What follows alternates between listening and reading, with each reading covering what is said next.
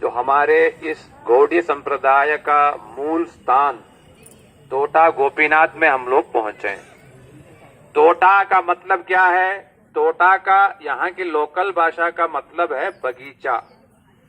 यही बगीचा था पहले, अब इसको ठीक करा करके सीमेंट लगा के ये पत्थर लगा के रखा है कि तो पहले बहुत सुंदर यहाँ पर बगीचा हुआ करता था।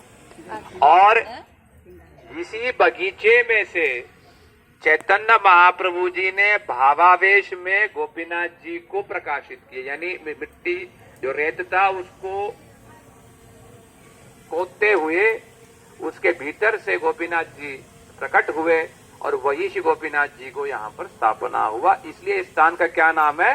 तोटा गोपीनाथ। तो विशेष करके मुख्य क्यों है?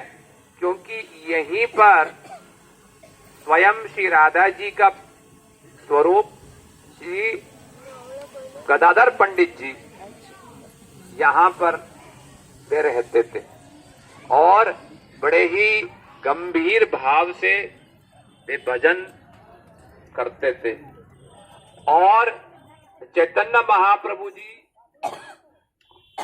विशेष करके परिकरों को लेकर के यहाँ पर प्राय प्रतिदिन यहाँ पर पहुंचते थे और श्री गदाधर पंडित जी से भागवत कथा सुनते थे, लगभग प्रतिदिन सुनते थे।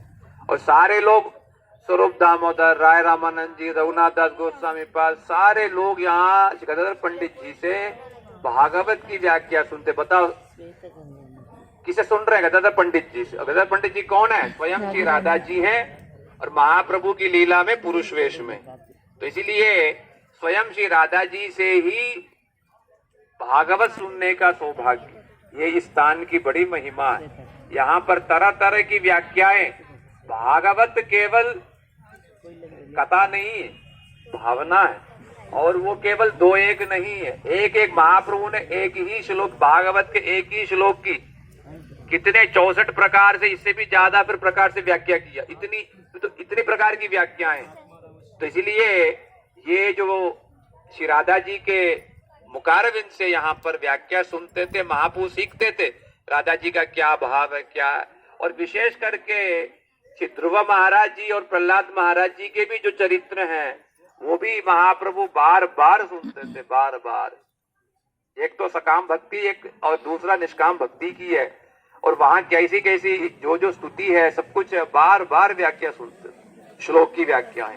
तो इसलिए ये बड़ा ही दिव्य स्थान है। और विशेष करके जो कल संध्याकालीन कथा के समय हम लोगों ने श्रवण किया, श्री गदाधर पंडित जी बीच बीच में चैतन्य महाप्रभु जी को यहाँ पर बुलाते थे, निमंत्रण देते थे प्रसाद के लिए, स्वयं बनाते थे। श्री गुरुदेव बताते हैं, श्री गुरुदेव बड़े सुंदर रूप से बताते थे कि स्वयं श्री गदाधर पंडित जी जो कि राधा जी हैं स्वयं रसोई बनाती थी और महाप्रभु के लिए देती थी। तो देते थे, क्या देते थे, क्या बनाते थे?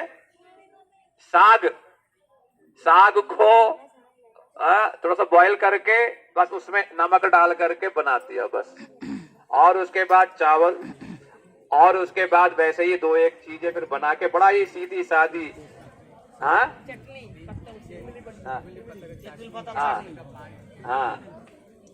इमली पत्ता की चटनी। और उसके बाद अच्छा समुद्र के नमक, इसको लेकर के।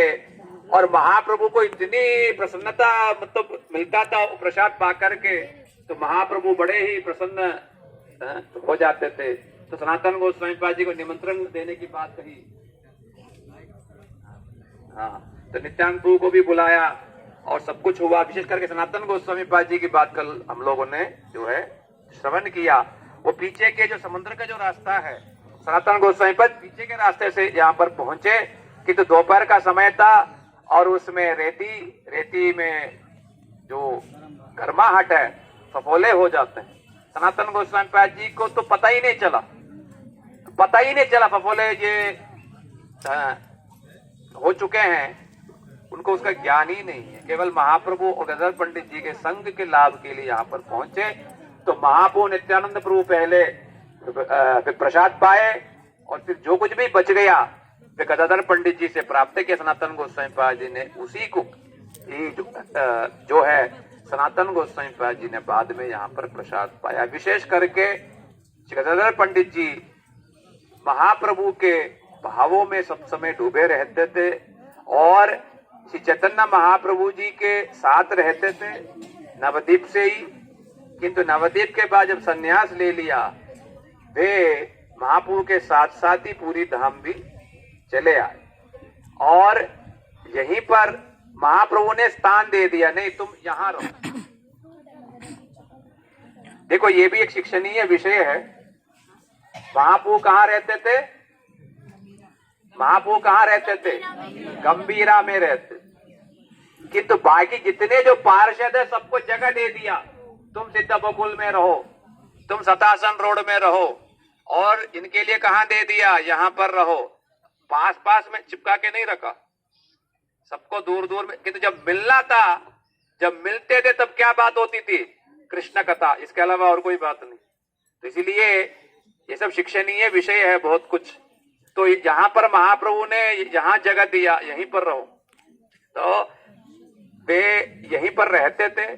किंतु महाप्रभु जिस समय श्री वृंदावन धाम की यात्रा के लिए वो जाना चाह रहे थे, गदाधर पंडित जी से मतलब जरा सा भी विरह उनको सहन नहीं था, जरा सा भी। तो इसीलिए वे भी साथ साथ जाने को चाहा और पीछे पीछे पीछे गए, पीछे पीछे, और कटक तक, महानदी तक गए।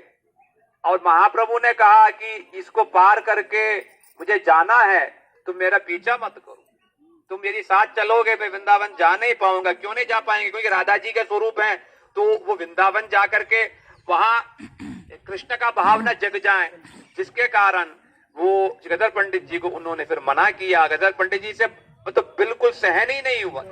तो जितना सा भी जो विरह है महाप्रभु का, उनका सहन नहीं था। इसलिए महाप्रभु जब ये कह करके नाव में चढ़ करके जब महानदी को पार किया, जैसे ही महाप्रभु गए, यहाँ गदाधर पंडित जी बेहोश होकर के गिर पड़े कि मैं कैसे रहूंगा, 6 महीना हो जाएगा, पता नहीं फिर कब लौटेंगे, मैं तब तक मैं कैसे रहूंगा। फिर बड़े भारी मन से गदाधर पंडित जी वापस लौटे आए और तब से उन्होंने प्रतिज्ञा किया कि क्षेत्र संन्यास, ये क्षेत्र धाम को छोड़ के मैं कहीं बाहर नहीं जाऊंगा। तब से वे यही स्थान पर रहते थे। तो महाप्रभु किसी समय कीर्तन करते करते भावावेश में थे, महाभाव की स्थिति में, तब वे ये टोटा गोपीनाथ में वे पहुंचे। पहुंच करके गदाधर पंडित जी के सामने बड़े जोर जोर से वे नृत्य करने लगे, भावावेश। तब उस समय महाप्रभु को कैसा भाव हुआ, यहीं पर जो रेत था, रेत को वो खोदने लगे और बड़े भावावेश में खोदते खोदते खोदते बड़ा ही सुंदर शिव विग्रह प्रकाशित हुआ, जिनका नाम है गोपीनाथ जी। बोलो टोटा गोपीनाथ की जय। गोपीनाथ जी का विग्रह जो हम लोग जाके देखेंगे अभी। हाँ हाँ हाँ, तो श्री गोपीनाथ जी का बड़ा सुंदर शिव विग्रह, साथ में श्री राधा जी भी हैं, साथ में श्री ललिता जी भी। ये हमारे गौड़ीय संप्रदाय के लिए महत्वपूर्ण भगवान का स्वरूप का प्रकाश। गोपीनाथ जी श्रीमान रास रसारंभी वंशी वट तट स्थिता कर्षान वेणु स्वनेर गोपीर गोपीनाथ श्री सुनहा। जो गोपाल मंत्र हम जो जापते हैं, गोपी जन वल्लभ, ये वही गोपीनाथ जी। रास मंडल में जब कृष्ण जो हैं वे गोपियों से श्री राधा जी को भी त्यागते हुए चले जाते हैं, फिर गोपियां बड़े विरह भाव में गोपी गीत इत्यादि गाया। गाने के बाद श्री कृष्ण से रहा नहीं गया। तासाम आविरभूत शौरी स्मयमान मुकाम्बुज पीतांबर बरस ऋग्वी साक्षात मनमत मनमत। साक्षात मनमत स्वरूप में कृष्ण वहां पर स्वयं को प्रकाशित किया, क्योंकि गोपियों में इतना श्रेष्ठ महाभाव की श्रेष्ठ स्थिति थी, इसलिए श्री कृष्ण से भी मनमत स्वरूप प्रकाश किए बिना रहा नहीं गया। तब उस समय विभिन्न प्रकार की गोपियां, स्वपक्ष, तटस्थ, सुहृत इत्यादि सब प्रकार की जो गोपियां जो थी, सभी ने कृष्ण को विभिन्न प्रकार से सत्कार किया, और राधा जी बड़े ही मान के साथ और अपने तिरछी नजरों के साथ श्री कृष्ण का सत्कार किया। उस समय कृष्ण को सभी गोपियों ने बैठने के लिए जो अपना चुनरी जो है, वो चुनरी को ही कृष्ण को बैठने के लिए आसन के रूप में उन सब ने प्रस्तुत किया। यहाँ पर भी वही दृश्य है गोपीनाथ जी का, बड़ा सुंदर। साथ में राधा जी हैं और साथ में श्री ललिता जी हैं। और यहाँ की विशेषता ये भी है कि श्री कृष्ण तो विवंशी बजाते ही हैं, किंतु राधा जी भी बजाती हैं। तो इसीलिए गोपियों ने वेणु गीत में ये बताया है कि क्षुणताम फलमिदम न परम विदामः ब्रजेश सुतयोर नो वेणु जुष्टम यैर्वा निपीतम अनुरक्त कटाक्ष मोक्षम। ये वेणु गीत का पहला श्लोक है, जिसमें एक गोपी दूसरी गोपी से कहती है कि हम लोगों का जीवन धिक्कार है, और ये घर में रहते हुए ये नेत्र भी जो है धिक्कारास्पद है। नेत्र का फल क्या है? नेत्र जो मानव शरीर मिला है, मानव शरीर में नेत्र मिले हैं। नेत्र किसके लिए है?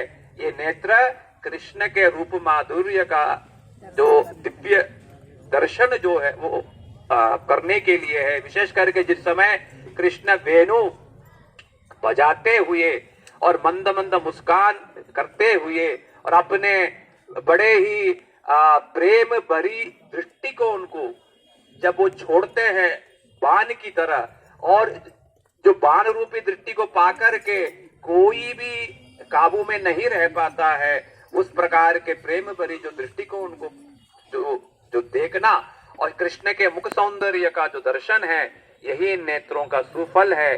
किंतु वहां पर विशेष करके जो मंजरियां हैं वो ये कहती हैं केवल श्री कृष्ण नहीं, बल्कि श्री कृष्ण के साथ साथ राधा जी का भी जो दर्शन है, राधा और श्री कृष्ण का, जिस समय राधा जी भी वेणु फिर बजाती हैं, तो ये जो दृश्य है राधा और कृष्ण वेणु बजाते हुए, ये प्राय जगहों पर नहीं है, किंतु छोटा गोपीनाथ में ये सब चीज देखने को फिर मिलेगा। तो इसलिए निधुवन में भी ये स्थान है जहां पर श्री राधा जी जो हैं कृष्ण से वेणु चुरा लेती हैं। यहाँ पर श्री राधा जी, ललिता जी, ये लोग फिर बजाते हैं। और विशेष करके इस स्थान की बड़ी एक विशेष महिमा है जो कहीं भी नहीं है। क्या है? यहाँ जो गोपीनाथ जी हैं वो बैठे हुए हैं। मंगलारती के बाद जब हम यहाँ पर पहुंचेंगे तो पुजारी लोग दिखाते हैं, यदि पूछने पर तो वो लोग दिखाते हैं श्री कृष्ण जो है पलटी मार करके बैठे हुए हैं। ये जो बैठने वाला जो है ये कहीं भी नहीं। तो कहते हैं श्री गोपीनाथ जी पहले वे खड़े ही थे, किंतु चैतन्य महाप्रभु जी के जाने के बाद गदाधर पंडित जी के द्वारा सेवा नहीं हो पाया। ये विचार में भी कुछ मतभेद है, क्योंकि विशेष करके श्री गदाधर पंडित जी की बात है तो गदाधर पंडित जी जो हैं तो गोपीनाथ जी की सेवा में वे रहते थे, किंतु महाप्रभु जी के जाने के बाद साल भर में ही गदाधर पंडित जी की भी स्थिति बिल्कुल एकदम विरह में धीरे धीरे वे भी अपनी लीला को शेष करने की स्थिति में थे। तो गोपीनाथ जी ने देखा कि गदाधर पंडित जी मेरी सेवा करने की